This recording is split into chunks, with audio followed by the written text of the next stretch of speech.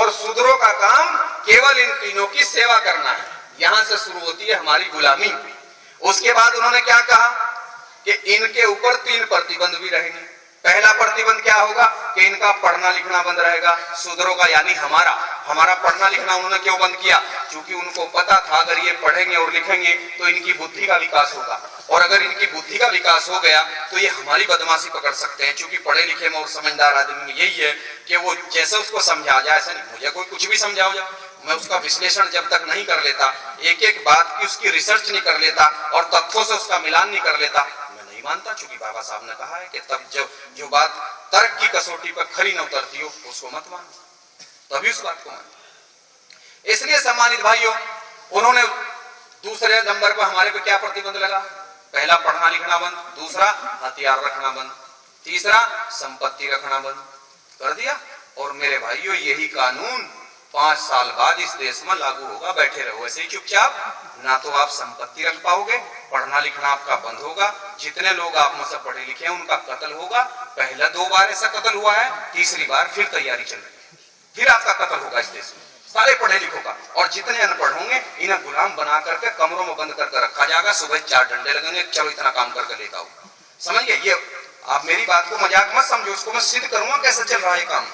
तो सम्मानित भाइयों, इस तरह से उन्होंने वो किताब लिखी, एक के बाद एक 4 किताबें लिखी, एक दूसरे को सपोर्ट कर दिया और इस बात को पूरे भारत में लागू कर दिया। जो हमारे समाज के लोग सिंधु घाटी में इस देश के मालिक थे, उन्होंने शूद्र लिख करके नीच ठहरा दिया और उनको उन्होंने जानवर साबित करके 1800 साल तक उनका राज भारत के अंदर चला और हमारे लोग इंसान से जानवर बन गए। उसके बाद फिर इतिहास ने करवट ली, फिर समय ने करवट ली। आपने देखा होगा घड़ी की सुई 12 बजे से चलती है तो 1 2 3 4 घूमते हुए फिर 12। इस ऐसे ही मैं आज आपको बता रहा हूं, प्रकृति जो होती है ना, प्रकृति जब जब समय करवट बदलता है तो इतिहास भी उल्टा सीधा लिखा जाता, इतिहास भी बदलता है। जब जब समय बदलता है तो इतिहास भी करवट लेता है, और जब इतिहास करवट लेता है तो जो सबसे नीचे होता है वो सबसे ऊपर मिलता है, और जो ऊपर होता है वो नीचे मिलता है। तो इतिहास करवट बदल रहा है। 1800 साल बाद भारत की धरती पर एक बच्चे का जन्म हुआ जिसका इतिहास में नाम सिद्धार्थ गौतम है।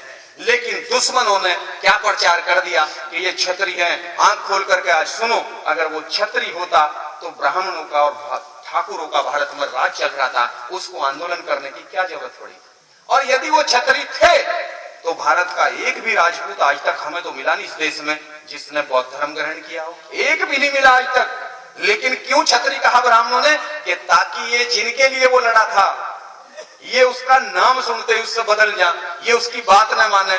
जब ये उसका नाम सुनते ही दूर भागेंगे तो पढ़ेंगे तो ये उसे कहां, और जब तक ये उसे पढ़ने के नहीं तब तक हम इनका बेवकूफ बना देंगे। तो मेरे भाइयों, वो भारत की धरती पर पैदा हुआ सिद्धार्थ गौतम, उसके पिताजी का नाम सुनशोधन था। सुनशोधन कोई राजा नहीं थे, उस समय तो सारी जमीनें छीन चुकी थी, हमारी तो सारी जमीनें छीन ली थी, तो कहां से राजा थे? लेकिन वो समझदार थे हमारे समाज में। उन्होंने अपने बेटे को कहा कि बेटा बात सुनो, अगर मैं आपको घर में पढ़ाऊं तो पढ़ना लिखना शूद्रों का बंद है और पूरी कौम हमारी गुलाम बना रखी है, और मेरे बच्चे अगर इस हालत यही रही तो भैया तेरा भी हाल यही होगा जो पूरी कौम का है। इसलिए मरना तो है ही, पर कम से कम कुछ करके मरो। मैं चाहता हूं कि तुम इतिहास को बदलो, और इतिहास तब तक नहीं बदला जाएगा जब तक तुम्हें इतिहास का खुद पता ना हो। ये जो भी काम करते हैं ये कहते हैं इन किताबों में लिखा हुआ। तो मैं आपसे अपने बच्चे से मैं अब ये अपील कर रहा हूं कि तुम ये किताबें पढ़ो किसी तरह से, और इनको पढ़ करके तुम ज्ञान की प्राप्ति करो, इनका पता लगाओ कि इनका पोस्टमार्टम करो, इनमें है क्या। तो वो अपने बच्चे को लेकर के इस डर की वजह से घर छोड़ करके चल दिए, क्योंकि उन्हें पता था अगर किसी को पता लग गया तो उस समय ये कानून था कि अगर कोई शूद्र पढ़ता लिखता हुआ मिल जाए तो तुरंत उसकी हत्या कर दो, गर्दन काट दो। अगर कोई शूद्र समझाता हुआ मिल जाए तो उसकी जीभ काट दो। अगर शूद्र इस तरह से बैठ करके सुनते हुए मिल जाए तो उन्हें सबको गिरफ्तार करके और 1.5 फुट का सुमा लेकर के इस कान में से उसके उस कान में निकाल दो। इस तरह से होता था। शंभुक ऋषि थे, एक शंभुक ऋषि, राम ने केवल उनका कत्ल इसलिए कर दिया था कि जैसा आज मैं आपको समझा रहा हूं, शंभुक ऋषि इस तरीके से दक्षिण भारत में अपने भाइयों को समझाने का काम कर रहे थे। तो ब्राह्मणों को पता लग गया कि एक शूद्र इस तरह से अपने लोगों को समझाने का काम कर रहा है, वो हमें समझदार नहीं बनना चाहते, ये है सारी बीमारी। और हम भी नहीं बनना चाहते खुद, वो तो लगे हुए इस चक्कर में, लेकिन हम भी इस चक्कर में जो हमें करना चाहिए हम उससे उल्टी दिशा में चलते हैं। इसलिए सम्मानित भाइयों, वो सिद्धार्थ गौतम को लेकर के भारत के ऐसे जंगलों में गए जहां लगभग 2000 किलोमीटर तक जंगल ही जंगल थे, और अपने बच्चे को जंगल के बीच में एक पेड़ के नीचे गुफा बना करके उसमें छोड़ कर गए, और उनको चारों वेद उन्होंने देने का काम किया, और ये कहा कि या तो यहीं मर जाना और या इनको पढ़ करके समाज में आकर के क्रांति करो। जब तुम्हें जानकारी होगी लोग तुम्हारी बात तभी सुनेंगे। सम्मानित भाइयों, उन्होंने उन वेदों को पढ़ने का काम किया, और कुछ लोग ये कहेंगे कि जब वो पढ़े लिखे नहीं थे तो उन्होंने पढ़ लिया कैसे। मैं आपसे सवाल पूछता हूं कि द्वापर उसके अंदर, महाभारत के अंदर एकलव्य का जिक्र आया है। एकलव्य जब धनुष सीखने के लिए गया तो द्रोणाचार्य ब्राह्मण ने उसको ये कह दिया था कि तुम तो शूद्र हो, मैं तुम्हें नहीं सिखा सकता, क्योंकि शूद्रों का शिक्षा लेना बंद है। क्या वो उसके बाद नहीं सीखा? जंगल में गया और उसने सेल्फ अभ्यास किया, स्वतः अभ्यास किया, और अभ्यास करते करते वो भारत का सबसे बड़ा धनुधारी बना। लेकिन गुरु द्रोणाचार्य ने उसका अंगूठा कटवा, ये तो आपको याद होगा। इसी तरह से सिद्धार्थ गौतम ने सेल्फ स्टडी की। जो काम 1 साल में होना चाहिए थे, साल लगे 17 साल लगे उनको जंगलों में पढ़ते पढ़ते। और 17 साल बाद इतिहास में भी लिखा हुआ कि लुम्बिनी के जंगलों में, पाटलिपुत्र उसके जंगलों में उनको ज्ञान की प्राप्ति हुई। एक पीपल के पेड़ के नीचे। ज्ञान कहीं ऐसे नहीं मिलता कि बैठ करके ऐसे ज्ञान मिल जाएगा, उसके लिए पढ़ना पड़ता है, फिर उन तथ्यों को मिलाना पड़ता है, फिर इतिहास पूरे दुनिया में, भारत में घूम घूम करके उससे जोड़ना पड़ता है, उसके बाद रिसर्च होकर के फिर तथ्य सही आते हैं निकल करके।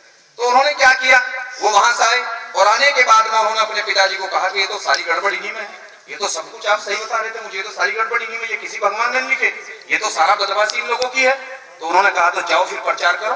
तो प्रचार ऐसे खुल करके कर नहीं सकते थे, तो वो एक एक गांव में गए, और रात को उन्होंने उस गांव में 5 लोगों को उठाया, और 5 लोगों को ये कहा कि जो बात मैं आज आपको समझा करके जा रहा हूं, इस बात को तुम कल एक आदमी 10 को समझाओ। उन्होंने क्या कहा कि ब्राह्मण, क्षत्रिय, वैश्य ये तीनों भारत के रहने वाले नहीं है, हम भारत के मूल निवासी हैं, देश हमारा है, हमें कमजोर करने के लिए हमारा मनोबल तोड़ रखा है, इसलिए इन्होंने हमें शूद्र और नीच लिख रखा है इन किताबों में, हम है नहीं, देश हमारा है। इन्होंने हमारे शंकर के साथ ऐसे धोखा करके कब्जा किया है, ये बात मैं आज आपको बता के जा रहा हूँ, एक आदमी इसको 10 को बताओ।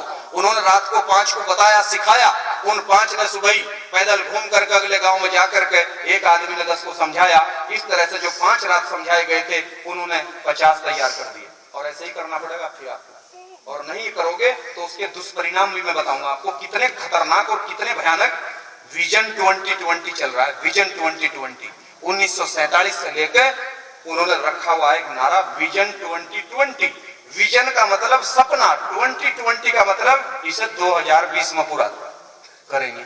अब क्या चल रहा, 2015, तो कितने दिन है, 5 साल। अब 5 साल आपके पास बचे हुए कि या तो 5 साल में फिर ऐसे ही समझाओ, और हर गांव में 100-200, पहले तो 5 तैयार हुए थे, अब हर गांव में, चूंकि उस समय आबादी कम थी, अब हर गांव में 100-200 तैयार कर रहे हैं, और उसके बाद हम देखेंगे इनका विजन 2020 कैसे पूरा होगा।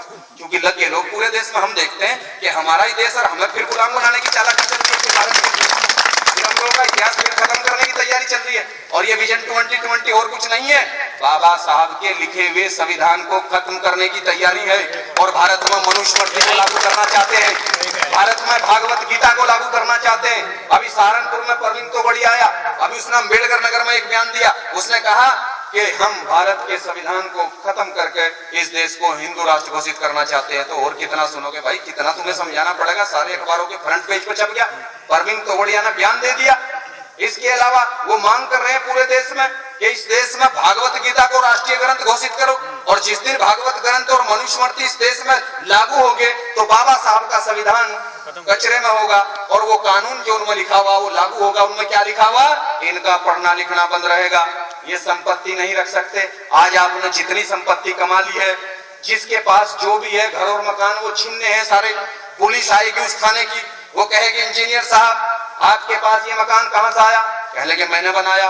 कि कब बनाया था, कि मैंने तो 20 साल पहले बनाया था, कि उस समय बाबा साहब डॉक्टर अम्बेडकर का संविधान था, उसमें सबको घर बनाने का अधिकार था। अब ये देश हिंदू राष्ट्र घोषित हो गया है, और अब आप मनुस्मृति का कानून और भागवत गीता है, और इसमें लिखा हुआ है कि शूद्र संपत्ति नहीं रख सकता, इसलिए निकलिए बाहर। यानी पुलिस जो आपकी हिफाजत कर रही है आज बाबा साहब के संविधान की बदौलत, कल वही पुलिस आपको डंडे मार के आपके घर में से निकालेगी। इस तरह से वो आपको दोबारा उजाड़ने की तैयारी कर रहे हैं। कत्लेआम होगा सबका। इसलिए मेरे भाइयों, मैं जो आज आपको ये समझाने के लिए आऊं, ऐसा नहीं कि मैं शुक्रताल में, ये पूरे देश के कश्मीर से लेकर कन्याकुमारी तक भारत के 6.5 लाख गांवों में मीटिंगें चल रही हैं। अब तक 600 मीटिंगें मैं बिजनौर में करके आया हूं, 250 मीटिंगें सहारनपुर में हो गई है, और अभी 8 दिन पहले हमारी और गुरुजी की तंदेड़ा गांव पड़ता है, यहाँ मीटिंग थी। अभी 12 तारीख के अंदर पुरकाजी में है, और गुरु रविदास जी की जयंती पर खादरपुर में 25 गांव का प्रोग्राम था। लड़के तैयार हो गए, फौज तैयार हो गई हर जगह। ऐसा नहीं कि हमारे समाज में ना समझ लोग हैं, बहुत समझदार लोग हैं। मैंने तो ये देखा कि 19 से लेकर के और 35 साल के लड़कों की एक फौज तैयार होगी। संभालना मुश्किल होगा, लेकिन संभालेंगे, उनको तरीके से इसको आंदोलन को आगे बढ़ाने का काम होगा। तो सम्मानित भाइयों, उनका चल रहा है ये 2020, और हमें पता भी नहीं लगे उसके लिए भी उन्होंने इंतजाम कर रखा। वो मैं आपको जरा इस घटना को पहले बता दूं कि कैसे गुलाम बनाए, उसके बाद बता रहा हूं। आपको तो पता लगने का ही नहीं, क्योंकि उन्होंने ऐसा स्लो पॉइजन दे रखा कि वहां तक आपका दिमाग पहुंचने का ही नहीं। ठीक है ना, वो मैं आपको बताऊंगा कैसे कैसे